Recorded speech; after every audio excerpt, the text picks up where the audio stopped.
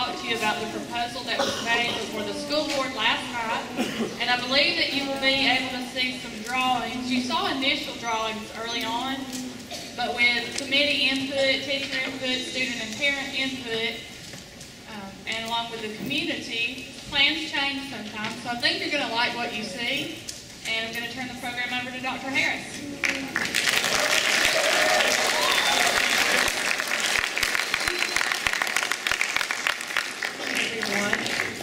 It's good to be here, and I bring you great news from the Cullman City Board of Education. Today we do have very special guests. Our architects will be speaking to you shortly, but as a precursor to their delivery, I want to give you some information about your proposed new building. The Board of Education has already approved the renovation and the addition of new buildings here for you. So there's no question about whether that's going to occur. It is. The only question that was out there before March the 13th was how much work we were going to be able to do. So we got the word out that we all needed to vote yes on the half-cent sales tax. And that benefited the students in Cullman County, but it will also benefit each one of you. And the reason is, the law says that any countywide sales tax is to be divided based on student enrollment. The number of students we have in Cullman City Schools is 21.8% of the total number of students in Cullman County. So we get 22% of the tax revenue, while the county students will get 78% of the revenue. Now, to do the math, and I'm a former math teacher, so I love numbers, that comes out to about $750,000 a year for you. Now, when you take that to the next step, that equals $16 million in a bond issue for buildings. So the work that we have on the table that's proposed for your new school will come out to about $14 million. So how about a round of applause for everybody?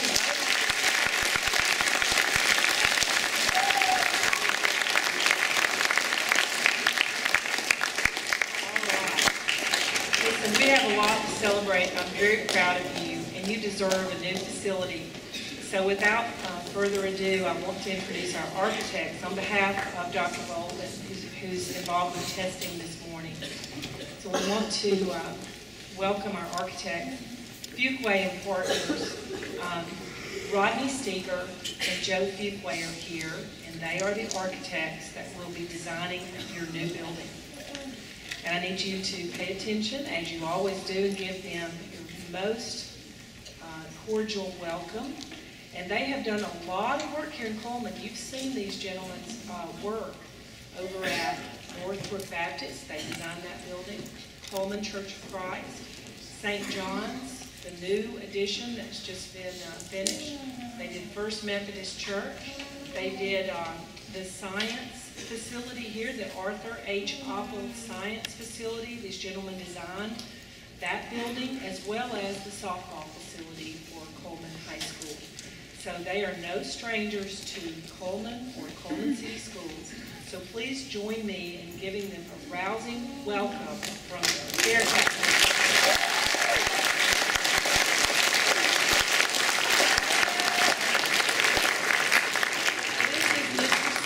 Rodney Steger. Thank y'all. Joe and I are very excited to be here with you today to share some of the things that we've been working on to sort of redefine Cullman High School. So quickly, we're going to show you some drawings, some diagrams, and some things that we've been developing as we've tried to look at what's going on at Cullman High School.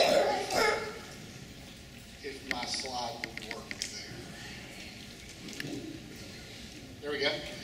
This is an aerial view of the entire campus at Cullman High School. You can identify the football field rather easily down on the lower end of the plan. on the northern end, or the upper part of this slide, you will see the buildings that compose the Cullman campus.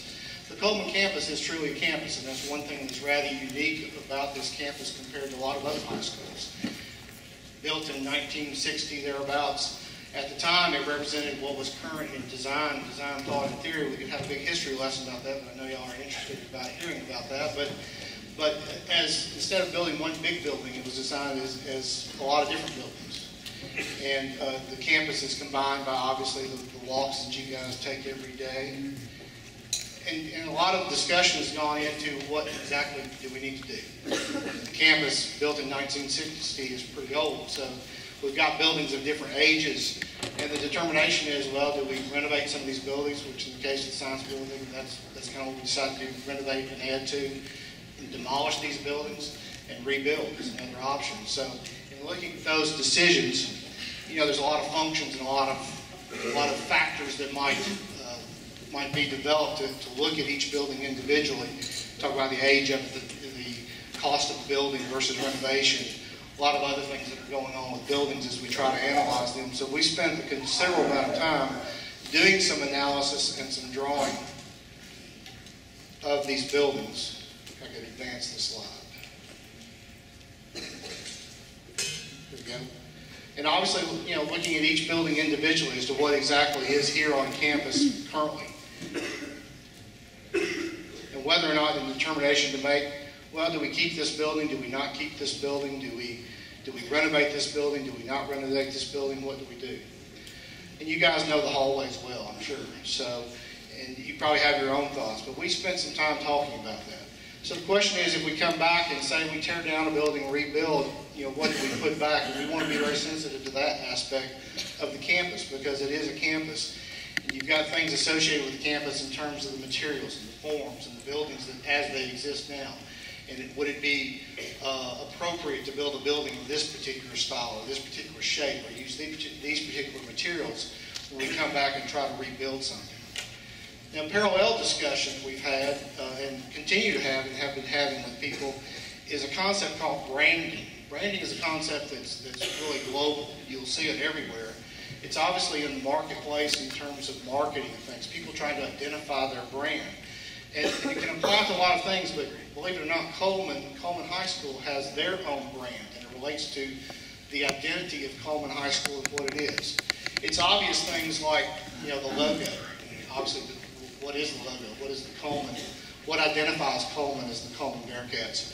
And those kinds of things. But it could relate to all sorts of things. Some of those are pretty obvious to us. You know, we wouldn't come back as architects and designers and say, hey, we've got this great interior color scheme and it's red and white and black, or it's green and yellow. You know, some obvious things about Cullman that identify who the Bearcats are, and it goes beyond what seems to be identifiable there. You've got your mascot. Here's a Bearcat.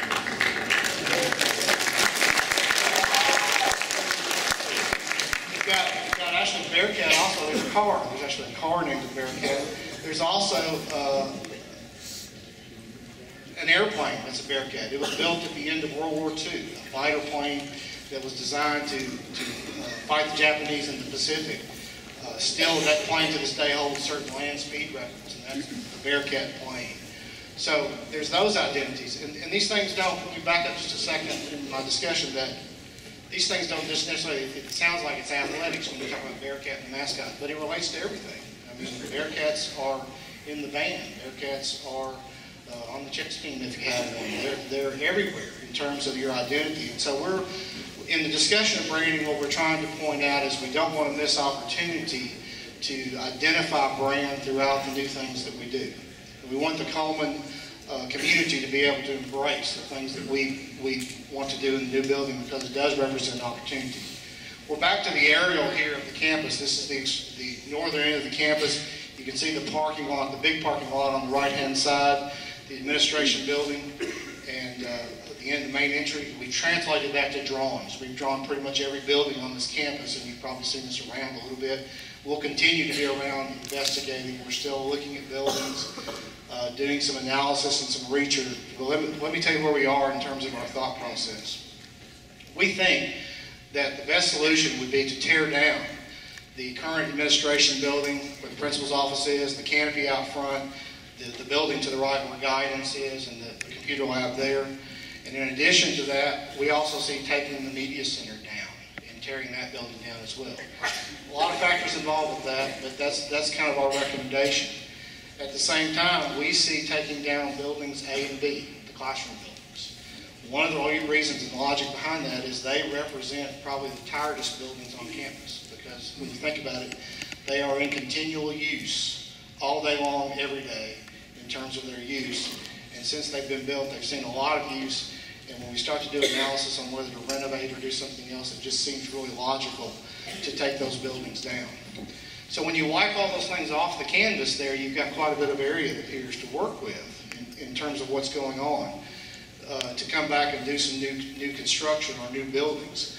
But at the same time, we've got some thoughts about how do we get you in something new. If you've been watching any TV for the last 2 or 3 weeks, you've seen 2 or 3 commercials constantly about logistics, about how do you get things from one place to another. You know, it's going to take a little bit longer than the summer to build any kind of a new building of any size, probably up to 10 to 12 months in time. And so while that goes on, school has to keep going on. So one of our concepts, or our concept that we've presented, is to leave the A and B buildings in place for the time that it takes to do the construction that we need to do for new facilities to replace what we've torn down, the media center, administration, eventually the A and B classrooms. And then once we can relocate to that new structure, then we would come back and take A and B down after that area. Also, as we've kind of re-identified that shape, we understand from feedback that we like the quad. You know, before we've shown some schemes where we put elements or building structures in the middle of the quad. But the feedback we've gotten is that, hey, we like it, we kind of like to see it stay. So we've kind of done some thinking relative to what the building looks like in relationship to that and other buildings. And you can kind of see from the diagrams that the buildings actually do have relationships and the way they were put together originally in 1960. The buildings have alignments. The gym actually aligns with the canopy that's out front. You know, the auditorium, if you haven't noticed, in the front, in the center line of the auditorium is aligned with the existing library. So we see those alignments being translated in some of the ways that we try to develop this new plan. So going back to our clean slate, here's what we think. We think that there's going to be a new front door to the building. And the front door is going to be oriented on the west side as opposed to the north side, so we've moved it. We're going to move the front door. And in that front door, you're going to have a different paradigm of building altogether, because you guys are used to walking outside everywhere you go. Now we're saying we're going to build a big building, a single building, and you'll be walking in corridors. You'll be walking inside the building, so you won't have to go outside and go class to class, except when you go to some of the other buildings. And the building starts to take shape like this. It's an L-shaped building. So you've got a building that now faces both streets, but we've reoriented the entry to the west side. In the development of what's going on, too, as far as the building, the program refers to the elements of the things that we're going to put inside the building. We see a redefinition of a couple of spaces. A space that you currently have would be the media center. And we're saying that the media center is located here on the corner and kind of becomes this new anchor and new hub in this L shape. So the media center becomes central to what's going on inside the building. At the same time, a new program space that you don't have would be a lecture hall. And we perceive it to be a flat floor space that could seat maybe 250 in chairs, but then because it's flat and we would probably not fix the seats and we make movable seats, it could be arranged for different other functions and have tables and other things going on. But at the same time, when we kind of have this yellow line and we show this arrow in the entry, these are things that probably are elements that could be utilized after school hours, you know, beyond the school day, by the community, by public, by the school itself. In terms, there's also discussions about an evening academic center to where you guys can kind of have a place to go in after school hours to meet with your groups, or if you've got a school group project or something like that, you have an opportunity to do that. Come to school, do research, do other things, and participate in that way. And we've also, in our shape, have kind of maintained these relationships and from building to building. We wanted to do that as part of the process of our design. At the same time, these X's across there, we hope to re-identify the quad now too. It's kind of a different space, and that's representative of that. Come on.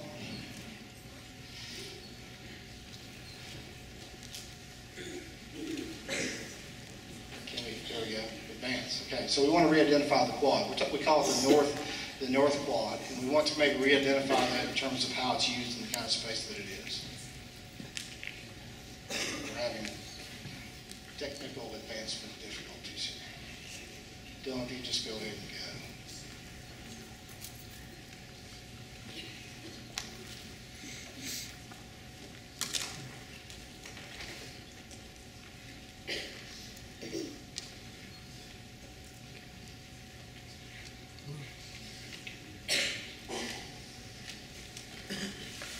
Did I say technology is one of the things we wanted to work on how we were involved in school?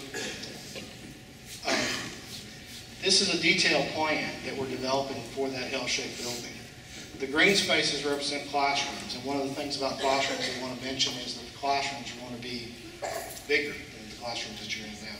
Typically, A and B classrooms are about 680, 690 square feet. We're talking about constructing 900 square foot classrooms in the new building. So we're talking about significantly larger classroom space, built with a lot of flexibility, built with technology, really state-of-the-art classrooms when we discuss these kinds of things. The library, again, you see is on the corner.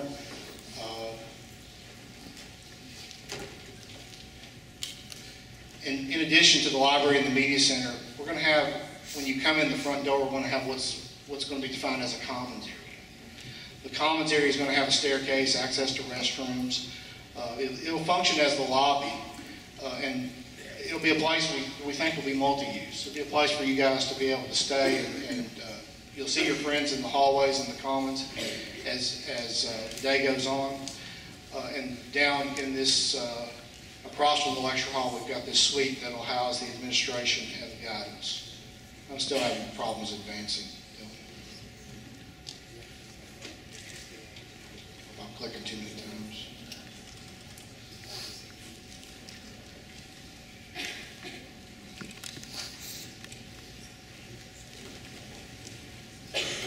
You just go on to the next slide. There's the admin and guidance, you can see. Can you advance, please?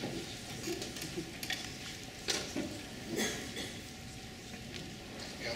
This will be the upstairs of that same building. The greens represents primary classrooms. On the second floor of this L-shaped building would primarily be classrooms and education space. Obviously, you have things like bathrooms, teacher workrooms, and other things like that.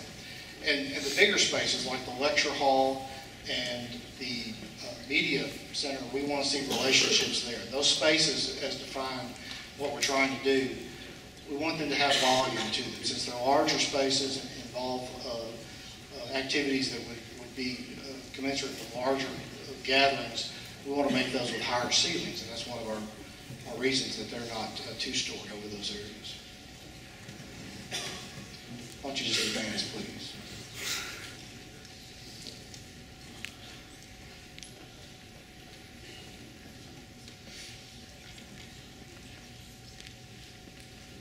Okay, going back to our plan, our first floor plan, we also have additions that we're talking about doing to this building and renovations here. The blue area you see would be an expansion of the auditorium lobby, which would include expanding the dining capabilities of the cafeteria. We know that that's an identified need. There's some other concerns about buildings, and we're going back to the analysis that we did. You've got things like this building has issues in terms of handicap facilities because the restrooms, you get to go down the steps to get to the restrooms. We're hoping to solve that with some of the new construction that we're doing. And we're also looking at what's defined as J building. That's the kind of building we're still working on, but we perceive it to be at this time probably more cost effective to actually take J building off and demolish J building and actually rebuild a building in its place cheaper than we could probably strip it and make it usable for functions. Doing that would solve a lot of other things, problems that we need to address. So we're continuing to develop the plans for that. So that would be a cafeteria lobby addition. The The J building would be fine arts and home ec and some other functions in that space as well.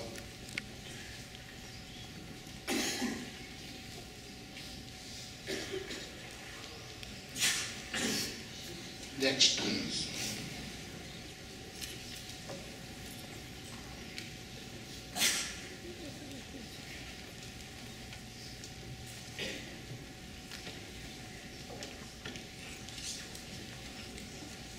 Go on to the next one too, please. Okay. Hit the next one too, please. This is kind of a block diagram of what we're talking about doing. So the summary is this. We're going to probably demolish about 40,000 square feet and build back 65,000 new. This would be involving the classroom spaces, the A and B, the admin, what is the guidance area now, and build those as new spaces. Next, please. This is the J that we're talking about, the demolishing of the J part. 12,000 square feet, construct about 18,000. Next, please.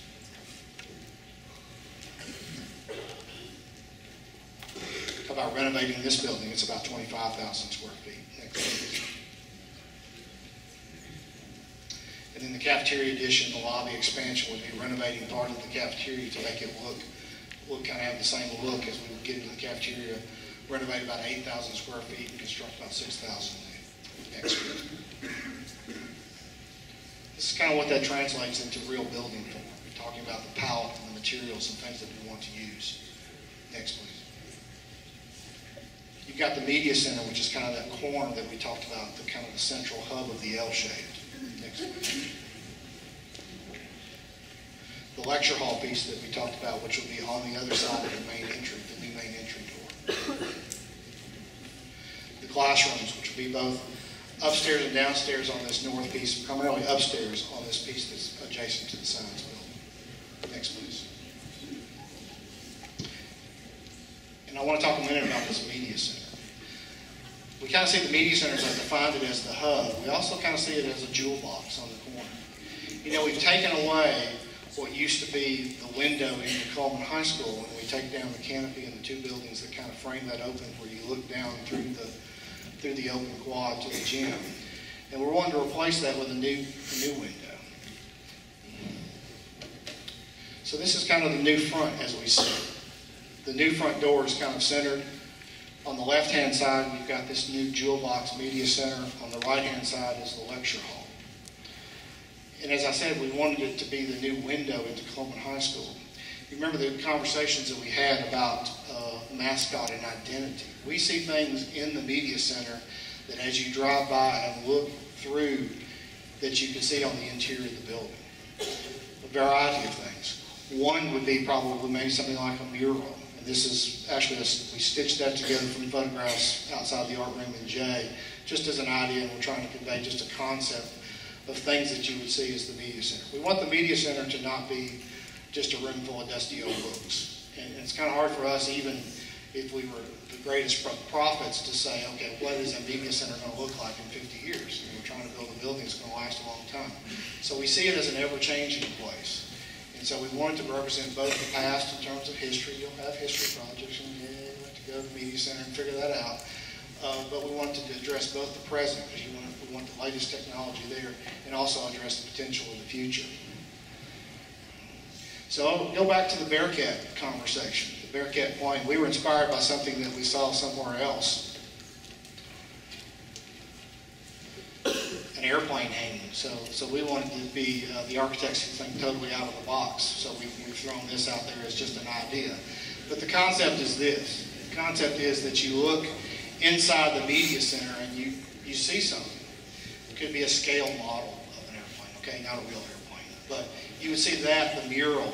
You might see other things. Another option might be an active media wall. I don't know if y'all have seen these or not, but something like that inside the media center. So it's a combination of ideas and things like that, that as you look into the media center from the outside, as the public sees it, they see activity, they see things going on there.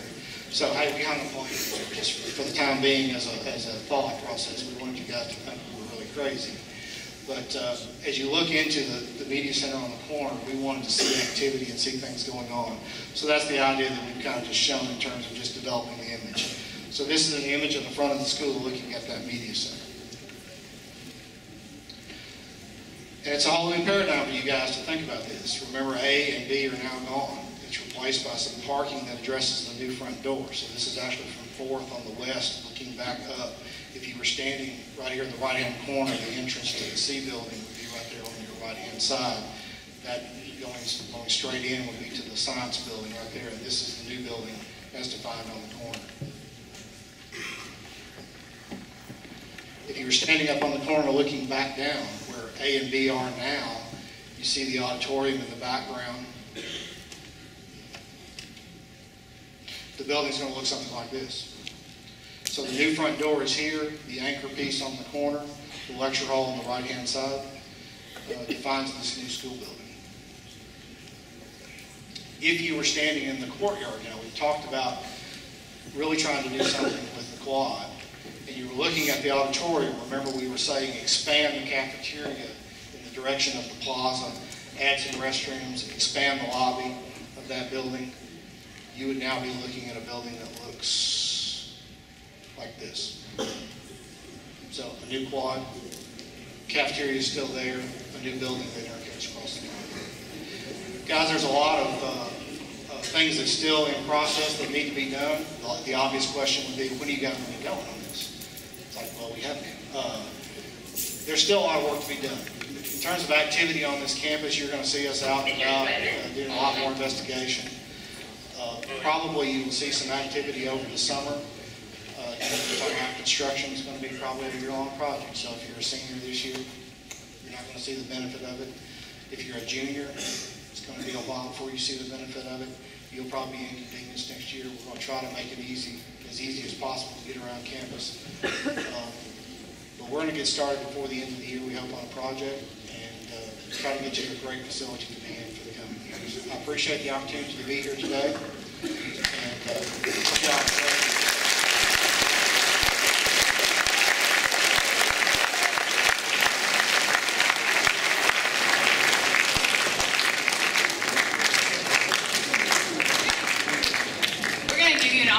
If you have any questions, to ask those questions at this time. Does anyone have questions? Okay, y'all hang on so we can hear the questions.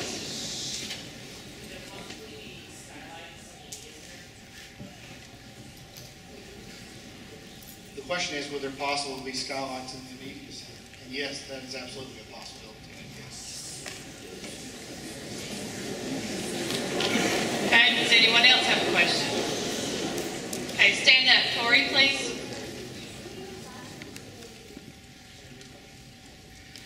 We actually are going to have the same number of classrooms that we're taking down that we'll be replacing, but we're going to have some other additional specialized spaces. So, you know, the media center has a distance learning lab. It's something that we point out in our meeting about the technology piece. You know, one of the things that we would aspire and hope to do is that with new technology, essentially every classroom would be a distance learning classroom, so that you would have access to the outside in that sense. So we're going to have a replacement one-for-one. We're going to allow for some specialized spaces. Okay, any other? Jose.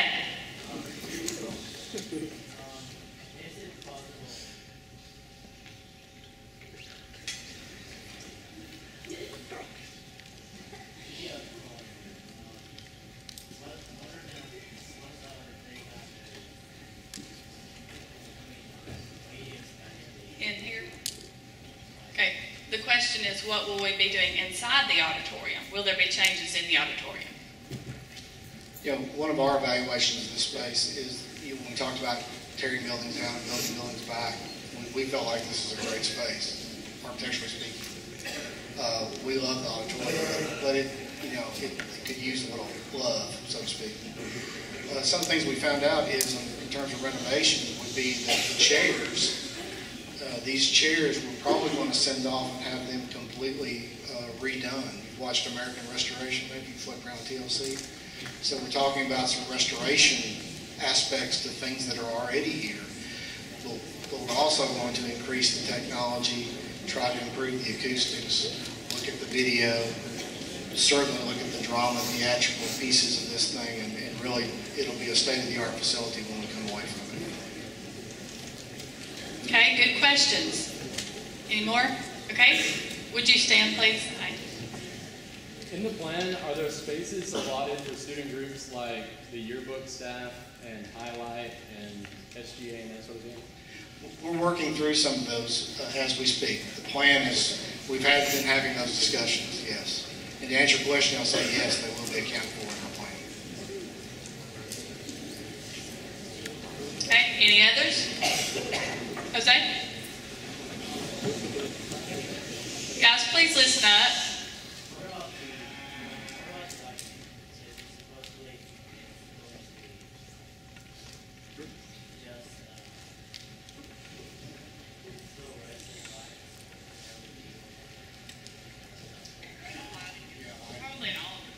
Yeah, that's a discussion for all the classrooms.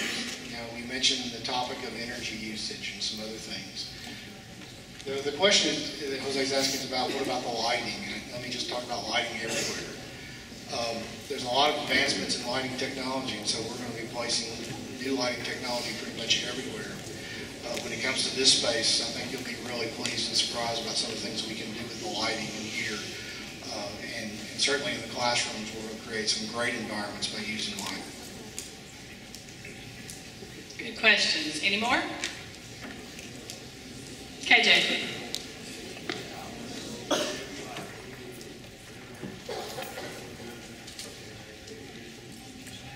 Okay, renovations to the vocational building area.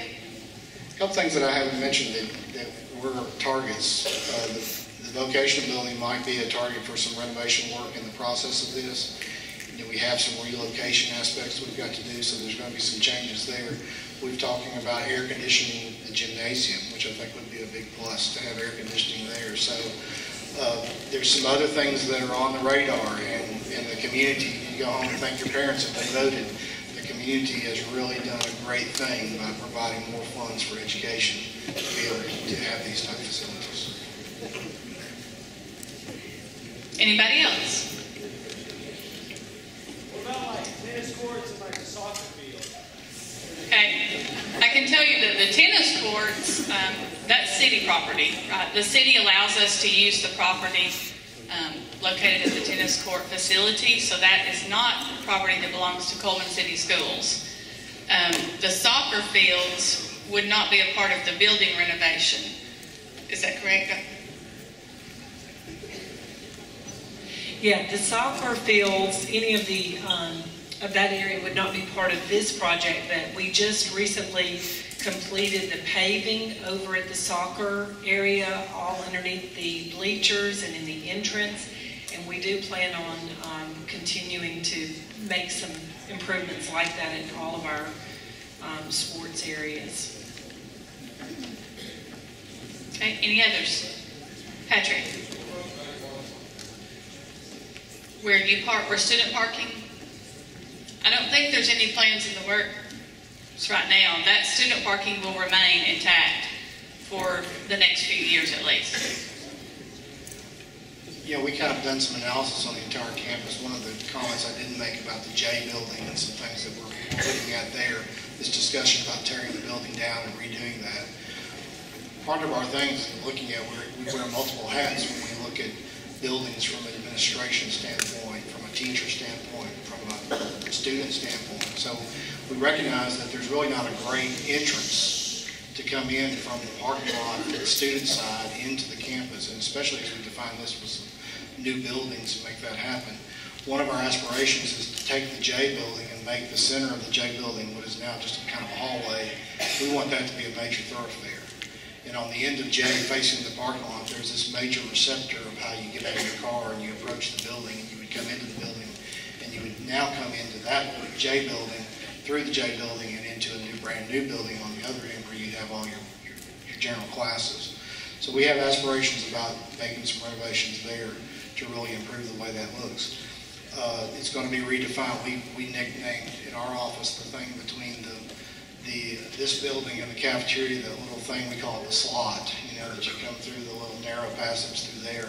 That's now going to be redefined by building, so there'll be a door there, so you'd have to come through a door on that side. Patrick? What about the doors in the hall? Which hallways? I think you're going to see a lot of changes there, because remember, Patrick asked about the doorways. Are you talking about going in and out of, say, A and B building where it's crowded? Now remember from the drawings that once the project is completed, A and B building will not be there any longer. So you're going to have wider hallways, and you won't be traveling outside as much to go to your classes. Your traffic areas will be more inside. Will there be a connection between the new building and the Science and C building? Can you? There will be a covered connection between going from this new building to the Science and down to C, just like, kind of like there is now. In terms of the doorway issues, we're really sensitive to the circulation and how things work. So we're really trying to, if the hallway needs to be wider and the doors need to be bigger, we're kind of going to try to muscle those out just a little bit where we have these pinch points. And when you kind of look at the hub there, the new central hub is going to be the commons. And our aspiration is to put a grand stair that kind of is wide enough to where you can make transitions from upstairs to downstairs, from a class downstairs to a class upstairs, from one side of the building to the other with relative ease. So we're really looking at that hard. Good questions. Any more? Josh. We did a lot of Bearcat Period. I'm not sure that we would be able to do that.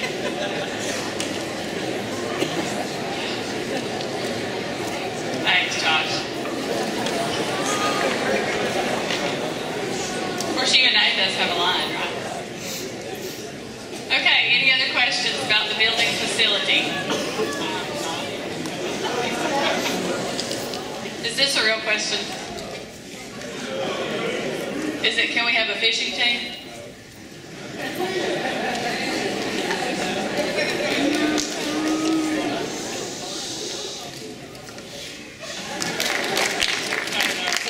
ahead. I'm not sure that there will actually be an airplane in the building, but if there is, I believe that they can come up with a plan.